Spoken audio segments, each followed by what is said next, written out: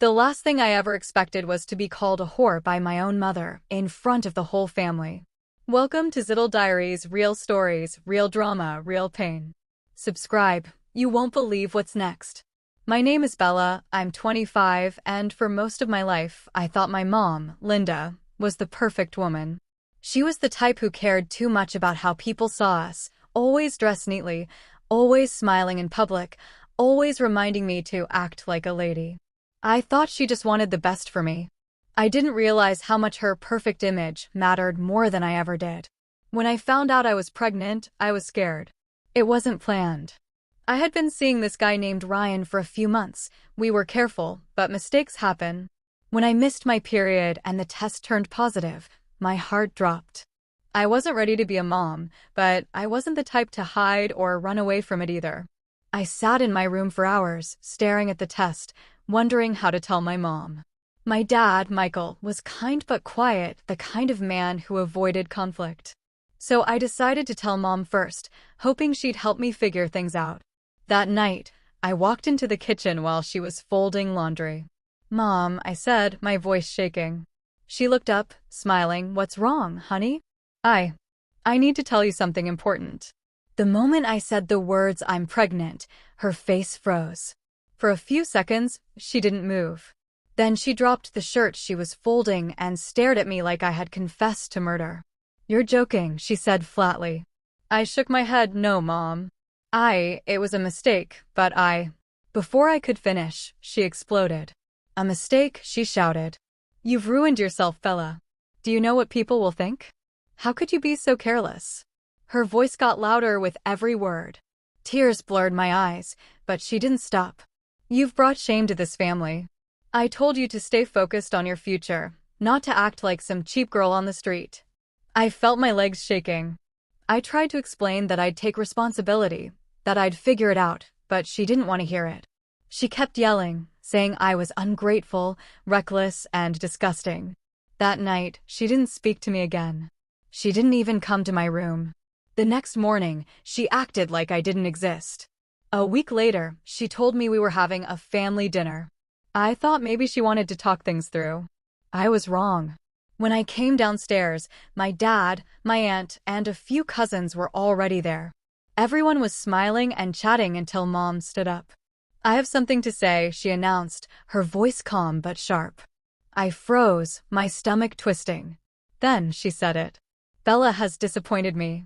She's pregnant, without a husband. I raised her better than this, but apparently she chose the wrong path." The room went silent. I could feel every eye turn to me. My aunt gasped, and my cousin covered her mouth. I felt like the ground had disappeared beneath me. "Mom, please," I tried to speak, but she cut me off. "No, Bella. Maybe this will teach you shame.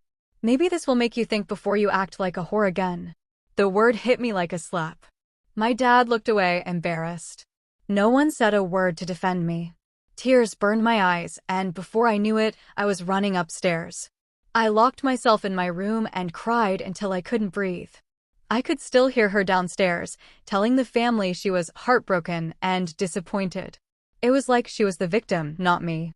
That night, I packed a small bag. I couldn't stay in that house anymore.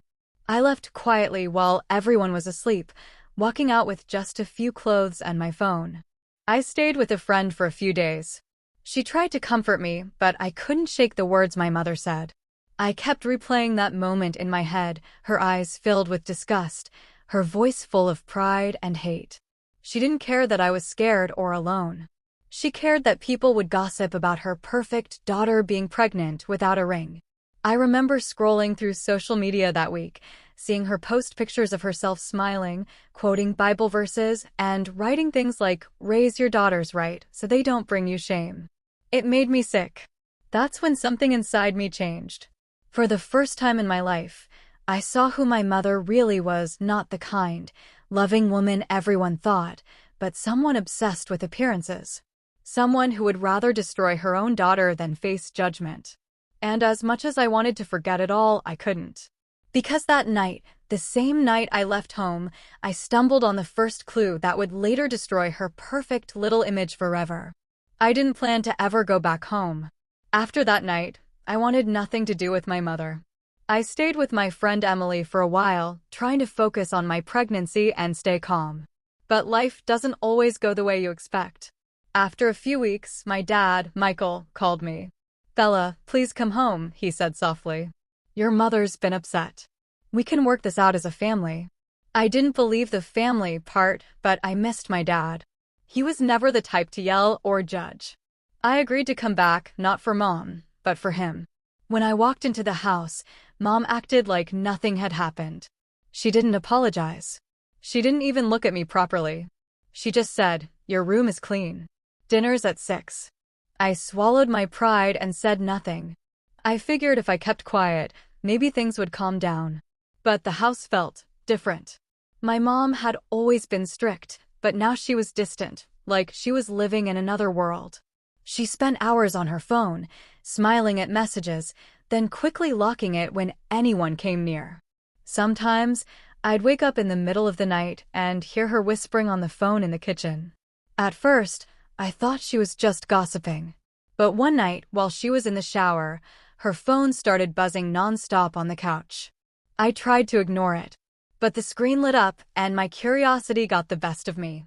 The message was from a contact saved as work friend, but the words on the screen made my heart pound.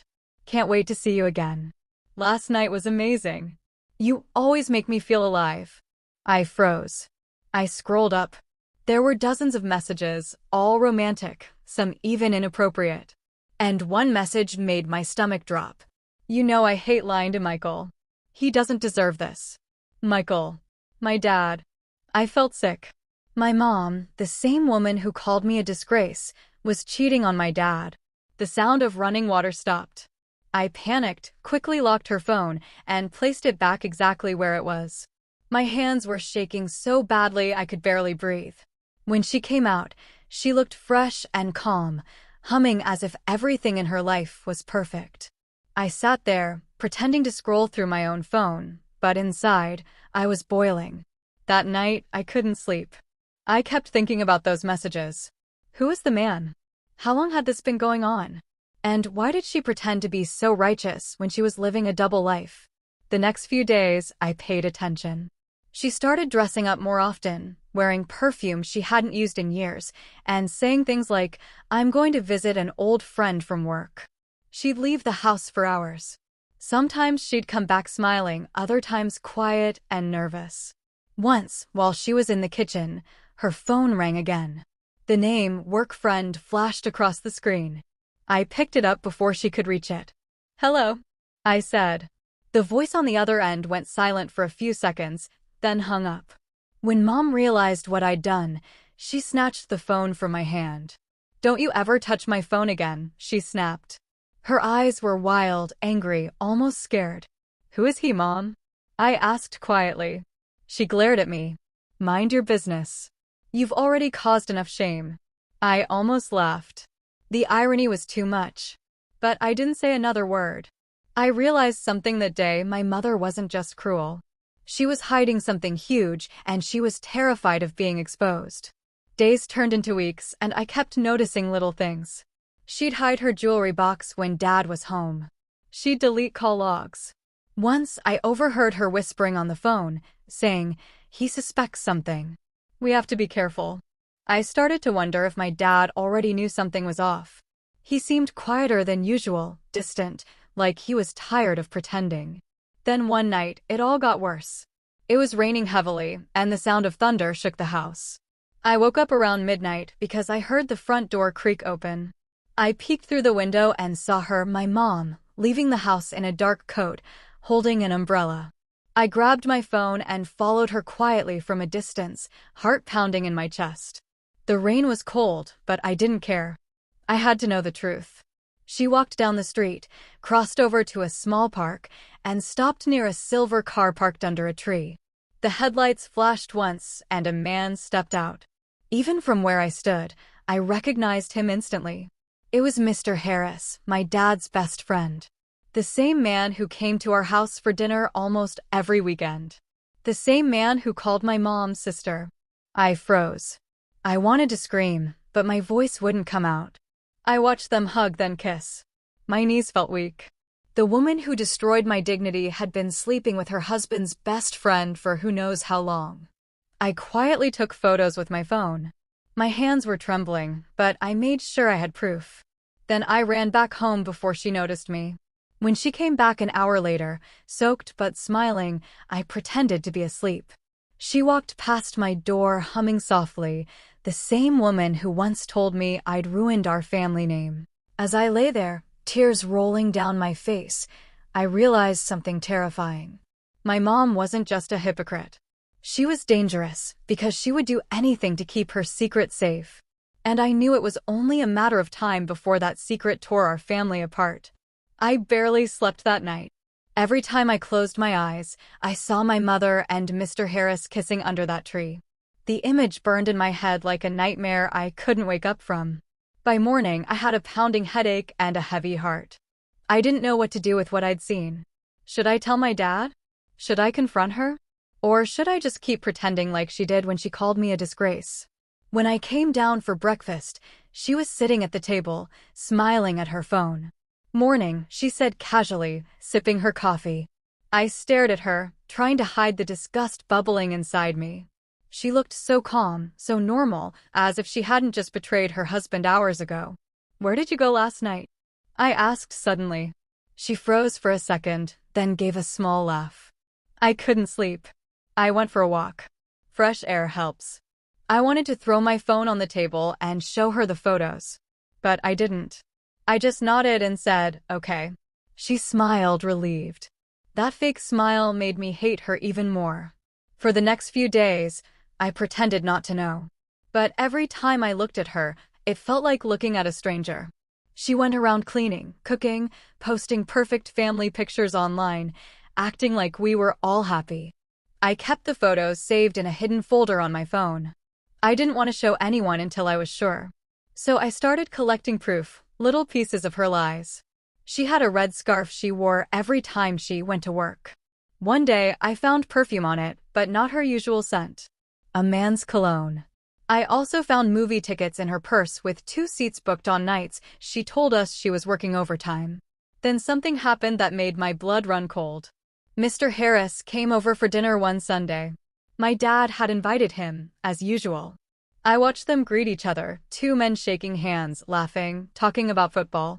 And right across the table, my mom sat with that same calm, innocent smile. But I saw it.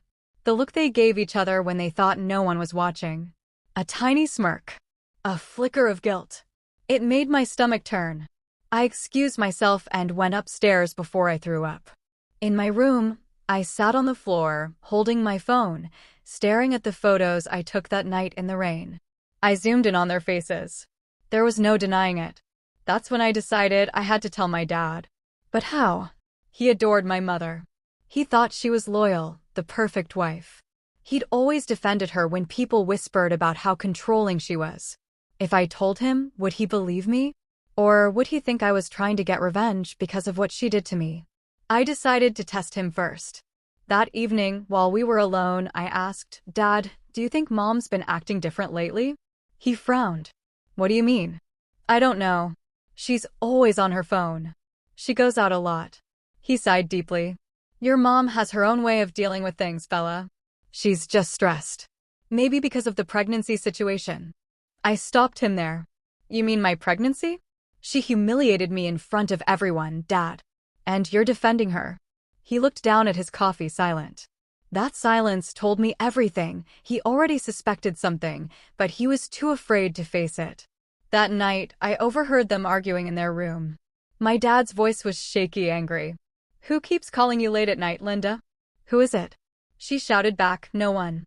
"Why are you being paranoid?" The argument ended with a door slam.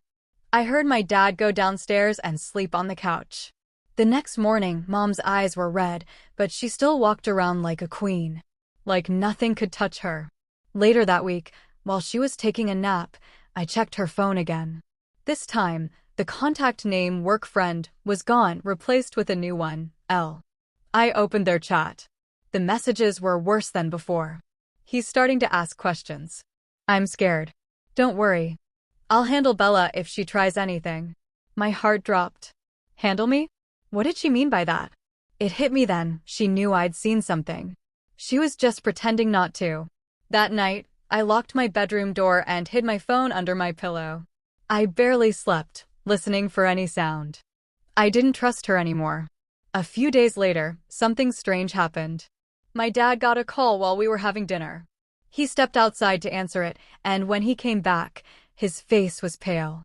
He said quietly, "I have to go see a friend." When he left, my mom stood at the window for a long time, watching his car disappear. Then she muttered under her breath, "It's over." I didn't know what she meant, but I found out the next day. Dad came home late, and I heard him slam the door. He didn't look at her. He just went upstairs, grabbed a bag, and left again. Mom didn't chase after him. She just sat there on the couch, shaking, whispering to herself, "He knows." The next morning, my aunt called. She said my dad had gone to stay at her place. I realized the truth had finally started to catch up to her, and she was crumbling. But the real destruction hadn't even begun. Because what happened next, when the whole family found out, would turn our house into a war zone, and my mother's perfect life would go up in flames. For days, the house felt heavy and quiet, like it was holding its breath. My dad hadn't come home since that night.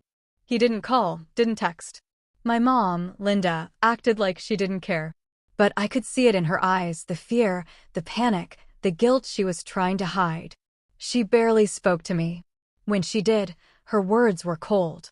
"You're enjoying this, aren't you?" she said one morning as she poured herself coffee. "What are you talking about?" I asked. "You think I don't see that smug look on your face? You've always been jealous of me." I almost laughed. Jealous? Of her? The woman who called me a whore in front of my family and drove my father away? But instead of fighting, I said quietly, "I'm not jealous. I just finally see who you really are." Her face hardened. She opened her mouth to say something, but the sound of a car outside cut her off. My Aunt Susan had arrived, and she wasn't alone. My dad stepped out of the car behind her. My heart raced. Something was about to happen. They both came inside without knocking. My mom froze when she saw my dad's face, cold, unreadable.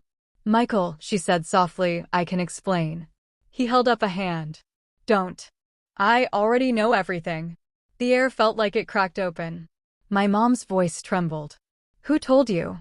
He looked at me. For a moment, I thought he was angry with me, but then he sighed. "I had my suspicions. Bella just helped me see the truth." My mom's eyes darted toward me, and for the first time in my life, she looked scared of me. "What did you do?" she whispered. I pulled out my phone and placed it on the table.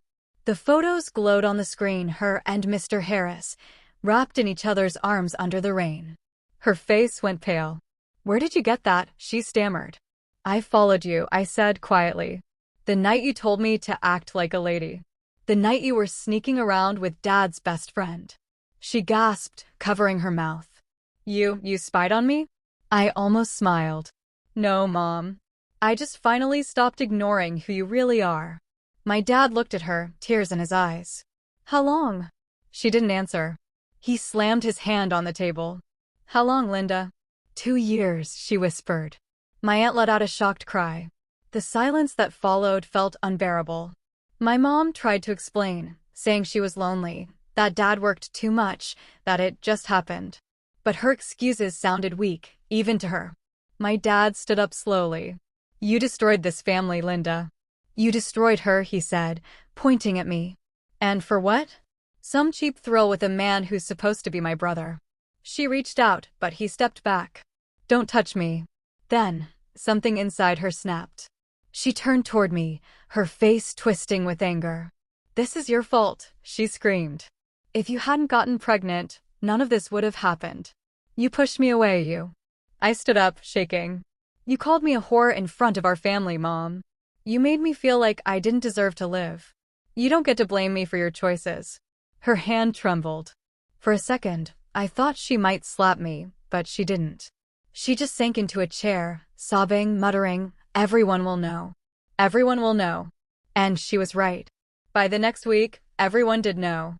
Mr. Harris's wife found out and confronted her at church. My mom's perfect reputation, the image she'd spent her whole life building, crumbled overnight. The same people who used to praise her started whispering behind her back. Her friends stopped calling. Her social media pages were filled with judgmental comments.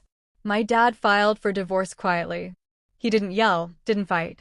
He just packed his things and left. As for me, I moved into my own apartment. I started going to therapy, focusing on my pregnancy, trying to rebuild myself from the damage she caused. Sometimes I still get calls from her. She cries, begs me to talk to her, says she's sorry for everything. But I can't forget the way she looked at me that night she called me a whore, like I was the worst thing that ever happened to her. I tell her I need space, and she always says the same thing. You ruined my life, Bella. Maybe I did. Or maybe she ruined her own life the moment she decided to trade her family for a lie. The last time I saw her, she looked smaller, like a shadow of the woman she used to be. Her hair was messy, her eyes red. She reached out to touch my stomach and whispered, "I hope you don't end up like me." I didn't answer. I just turned and walked away. Because the truth is, I won't. I've already lived through the worst kind of betrayal, not from a stranger, but from my own mother. And sometimes, when I pass the old house, I can still hear her voice echoing in my head, calling me a whore. But now, it doesn't hurt the same way. Because I know the truth. She called me a whore for one mistake. But her secret destroyed everything. And that's the kind of shame you can never wash away. Don't miss out. New videos every Thursday, Friday, Saturday, and Sunday. Hit subscribe and turn on notifications so you're always first to see the latest stories.